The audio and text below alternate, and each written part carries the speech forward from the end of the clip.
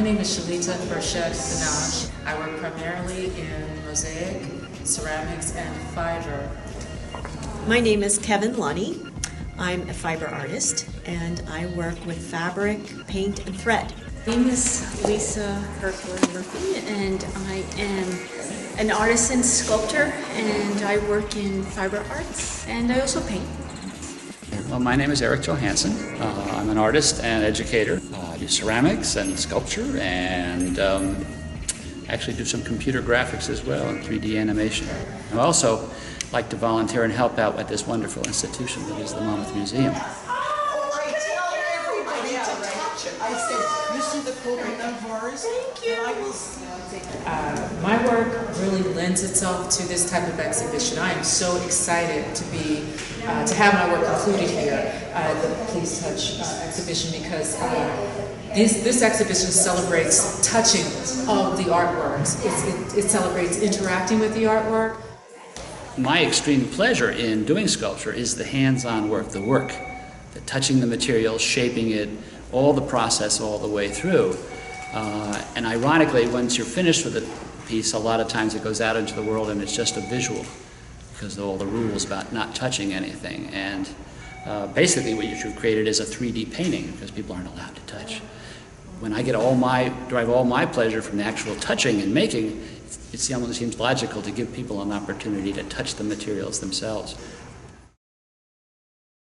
So I had made this piece a few years ago, and I knew it would withstand the durability, but it's the kind of vessel form that you want to get your hands on. Mm-hmm. You know, these small shapes out here, they're just dying, and then to look inside and see the negative space as well is really a positive experience, I think, and cool. a lot of fun. And it's durable. So my work is over here next to his bowl, and I'm probably on the other end of that in terms of tactile. Mine is very fuzzy, and I work with wool fiber. My fiber comes from my sheep. At one time, I raised sheep, border Leicester and blue face Leicester sheep, and I took the fiber from my sheep, and some of these curls are hand washed. The process is called wet felting. I take the fiber and pull it apart, comb it out, put it back together, and with hot water and bubble wrap, and I give it lots of friction, and between the heat, the friction, and the soap, the fiber felts together. So my forms are soft, but they're containers as well. I started making these pod-like forms, going for this drop sort of shape. And then once I started cutting them open, I saw something else emerge from these containers, and then I started filling them back up with colorful fiber. I have another piece over here. This is Offering, and this piece was inspired by the passing of a dear loved one. When my friend Donna became diagnosed with terminal cancer, I was at a loss as to what to do, and one of the first things I started to do was to pray, and I prayed plaintively in a way that was active and meditative and that I felt would make a difference. And that culminated in these prayer beads. I call them prayer beads, and each bead on this sculpture to me signifies a prayer. The method of making my artwork is very kinetic. I make to break.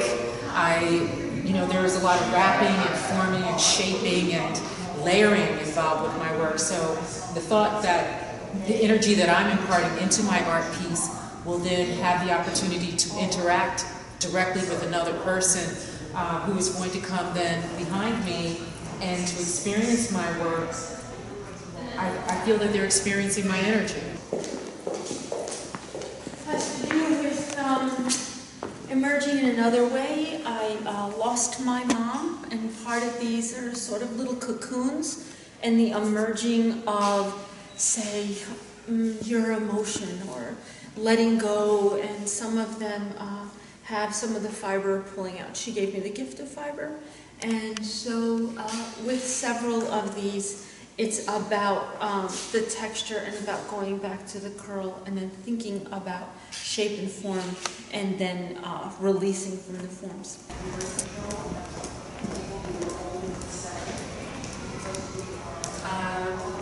This piece is another one of my mixed media mosaics, ceramic mosaics that I made, and this one is called Conjure. This gives you an idea of the way that I work with my ceramics, which is hand building and then breaking to create mixed media mosaic. This is gold smalty along with salvaged steel on top of a welded salvaged steel substrate. And again, another one of the tables with wood that my husband Richard Benash and I constructed especially for this sculpture. I like the juxtaposition of taking antique and chains and some of the hooks that you saw in my other works and placing them with the fuzzy pieces. And this is all needle felted on. And so I like that idea that you have the different shaped pieces that are that the kids can interact with. This is Helios horse, and this is one of my mosaic works. And Helios horse is covered in a blanket, a chainmail blanket made with salvaged can tabs. His tail is made with computer wire, and his bridle is made with salvaged security guard badges along with military bars, which surprised me to see military bars in the junk, but they were in the junk. And his this collar is made from copper flashing with brass buttons. The thought of a child coming over here and being surprised at what this actually is and how the material may feel before you even know what it is excites me too. This is an example of one of my pieces. It's made on a sewing machine on a large, what's called whole cloth piece of linen. And I embroider rows of text. This is all free motion machine embroidered. And in certain places, words appear, and I often name the piece after the words that appear in the work. In this one, the words are, do what you can, there's a time to rest. So this piece is called, There's a Time to Rest. So I use the gold and the silver metallic to symbolize what's valued. And the text symbolizes what's important shared knowledge. And the circle I use to symbolize the continuity of time and new beginnings and new endings. What I do is I take the brand new linen and I fray the edges. I cut it to size, fray the edges, and then I start working with paint, and I put down a basic layer of paint, and then I use a hand-cut stencil to create stripes, and I paint through the stencil to give me a guideline of where to sew. I've got a back, a middle layer of fluff that's in most quilts, and then the top layer. Mm-hmm. And so it's made to, the layers shrink up at different rates. And when they shrink at different rates, you get this really nice ripple, this texture. So the stitches hold the layers together tight and make a low area, and between is a layer that bumps out and catches the paint. As a teacher, I share with my students the process of applying as an artist and staying true to my profession. Mm-hmm. I make a point of it to take time for my work as an artist. Mm-hmm. It seems like as a teacher, you illuminate others while consuming yourself, sort of like a candle, and you have to take time to replenish. In replenishment for me, it's also taking time to make my art, to show my work, to apply to these types of venues like the museums. One of my greatest pleasures in doing artwork is to see something that I've never seen before. I like to be amazed and mystified by somebody's skill level or technique, and that can be very liberating in your own. You sort of work at your own media, or you work in a certain technique, and then you sort of get narrowed focus, and then you see something else, and you say, I didn't know you could do that. That breaks the rules. And it sets you free. So it's always fun to see other people's work. I'm so honored to be one of the artists featured in this compelling, dynamic exhibition at the Monmouth Museum.